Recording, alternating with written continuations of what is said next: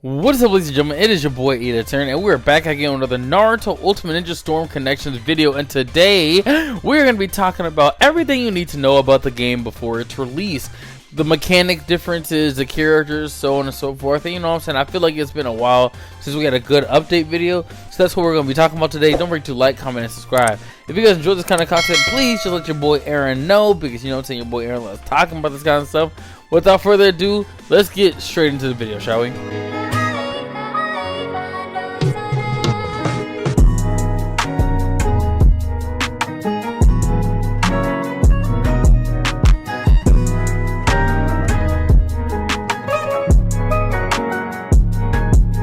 So ladies and gentlemen, as you guys have probably known for a few months now, there is going to be a new Naruto Storm game. It's going to be called NarutoxBoruto Storm Connections. People have been calling this a lot of things. They've been calling it Storm 4 DLC. Some people consider it Storm 5. Some people consider it Storm 4.5.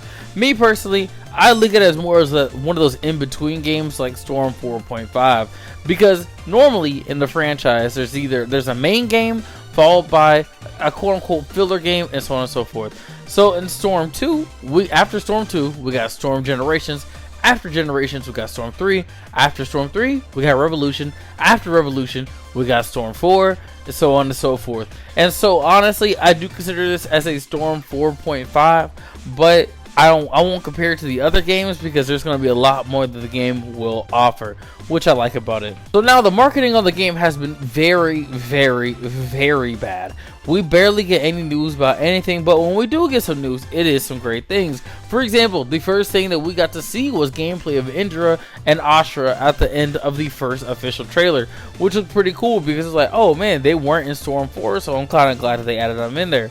And it kind of gave the fan base, you know, a look like, hey, listen, we're adding characters in this game, so it won't be the same base roster, which I thought was pretty good. And I really kind of wish they kept the ball rolling on that, but sadly they did not. They did offer a lot of screenshots of the characters, but we did not get anything else after that. After that trailer dropped, we were getting speculation after speculation of what characters are going to come into the game. Now, the obvious choices were confirmed shortly after. We had Barrier Mode Naruto and a new adult Sasuke variation that came out as well. Those were given choices because, bro, they were a big deal for the game. And they both look sick. They look very beautiful, and I love the way their combos look and everything. And that's when we started getting the understanding that there's going to be more than one Jutsu in the game, which is pretty cool because, you know, we're all used to just one Jutsu and one ultimate Jutsu. But it was pretty cool that we were able to have basically two ninjutsus, which I like a lot.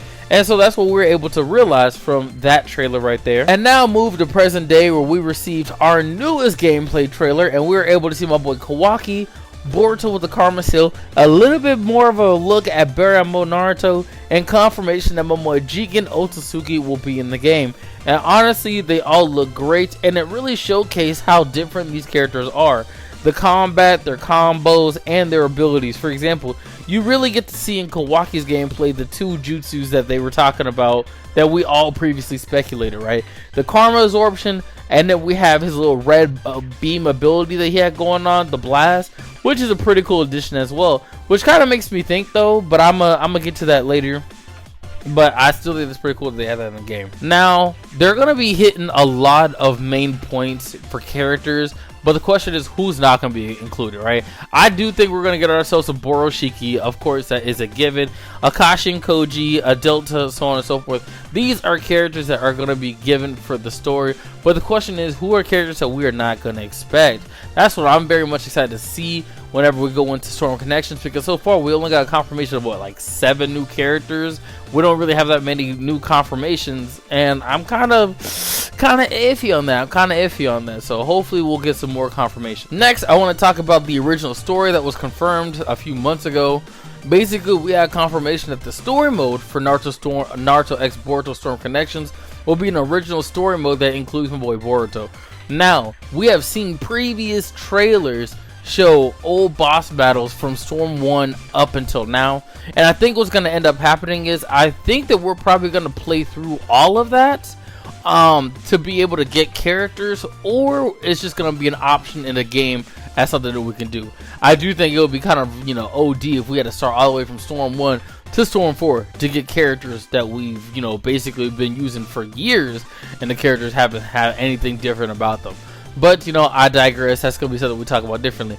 But the original story, though, looks very interesting. It looks like my boy Boruto was fighting a red Susanoo individual in the screenshot that they confirmed. So hopefully we'll be able to get a super dope character, which I'm very excited for, who will also be playable. Now, the next question of the day here is, what is the story mode going to be like? In Storm 4, we had the chapter paging thing where we didn't have the runaround like we normally do, like an adventure mode. And I kind of wish they did bring the adventure mode part a little bit, but I want the movement to be a little bit better, because normally for adventure mode you're just walking in one straight line. You're not interacting with that many things in the offline story. You're just walking in one straight line to get from point A to point B. If it's just gonna be like that, give us what we had in Storm 4. But if it was up to me, I want what we had in Naruto Storm 1, where we're able to run around the village map, shooting ourselves off with the Naruto cannon, so on and so forth. So if they're gonna bring that back, I would absolutely die, and I would really love to play the story mode. But if it's just gonna be us walking in one straight line, I'll take what we had in Storm 4. Now for the combat changes, my boy Globeku, he was the one who was able to play Naruto Storm Connections, and he gave a brief breakdown over the differences in mechanics when it came to Storm 4 versus Storm Connection. And now I'm gonna just give you guys a quick rundown over what they were, just in case y'all didn't see that one video that I made. Basically, our chakra recovers automatically now, so we don't have to stand in one spot to recover chakra. Before, we had to stand in one spot to recover chakra.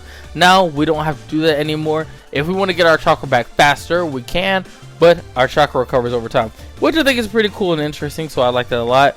Number 2, counters are free. We don't have to worry about counters taken away from our chakra bar, which, you know, can deplete our chakra bar over time. Now the counters are free, and instead of the counters blasting you back, it has more of a staggered animation, which I like about that as well. You know what I'm saying? I think it's going to be very interesting, because the competitive scene is really going to be a whole different beat. The fact that now we can use counters for extensions, I think that's going to be crazy. The next thing is the guard break cooldown. There are unlimited guard breaks now, but there will be a cooldown. Previously, we were only able to have 2 guard breaks, but now we have as many as we want. It's just a cooldown in between, which again will add on to the competitive scene, which will be very crazy. And the other difference is the range on the guard break goes a little bit farther than what it did in the previous game. So I think that's going to be a very deadly mechanic to deal with online, especially if you're one of those the new rookie players. You know what I'm saying? If you're a veteran and you played the game long enough, you'll be able to understand what to do. You know what I'm saying? You'll be able to understand what to do and how to handle yourself whenever it comes to that mechanic. Because even in Storm 4, when you see it, you can see it. So I'm not really too worried about that. And finally, the last thing that Globeku said was different was the second Jutsu. So they removed the chakra shurikens. If you do the chakra button plus a shuriken, there won't be a chakra shuriken. Normally characters have demon wind shurikens that come out, chakra kunais, so on and so forth. Now if you just press the chakra button and the X button, it is now your second jutsu, which I think is kind of interesting. So now, and they took away the tilts to make them the second jutsu, which I think is very interesting. Let me tell you why I think that's very interesting. So on Storm 4, whenever you're about to load into a match, and let's say for example if you're choosing Kakashi, right, you get to choose between your ninjutsu for Kakashi, since he has so many different ninjutsu options. So my question of the day here is, now since we have so many options, are we able to select 2 jutsus now? So let's say for example if I wanted to rock Lightning Blade and Fireball, can I have that choice of rocking Lightning Blade and Fireball? Or is it just Lightning Blade and then just the little kick assault that he normally does for his tilt? Because honestly, if that's the case, I'd rather just keep the tilts and just give us one jutsu, because it just sounds like we're losing something instead of gaining something. Does that make sense? Does everybody understand? For Naruto, for example, Hokage Naruto, he has Rasengan Barrage, and he has the Rasengan Shuriken, and he has the normal Rasengan. Does this mean that I could equip the Rasengan Barrage where I can shoot off 3 clones of Rasengans plus the Rasengan Shuriken? Because it kind of sounds like he's going to be an OP ranged character, you know what I'm saying? But that's just me. These are things that I feel like people need to stop and realize. Like, man, these characters who have had multiple variations over the years are going to have a lot of options when it comes to being able to fight against other people. They can choose with great jutsus. They have a lot of great jutsu options. A lot of characters, like let's say Rock Lee, Might Guy, Choji, they only have one Jutsu that carried them from Storm 2 and up. They don't really give that many variations from whenever it comes to choices. So I feel like that's something that people should at least keep in mind when it comes to the game. That's just me. Now, when it comes to the release date, we don't have a confirmed release date. It is currently, at the time of this recording, towards the end of June, and they did say the game was going to come out in 2023. Now, if we go by previous track history of the Storm games, I want to say it's going to come out early in the fall. They normally release Storm games in the fall, sometimes the later half of the summer, but I'm guessing more of the fall. So I wouldn't be surprised if it dropped around, like, you know, September or October.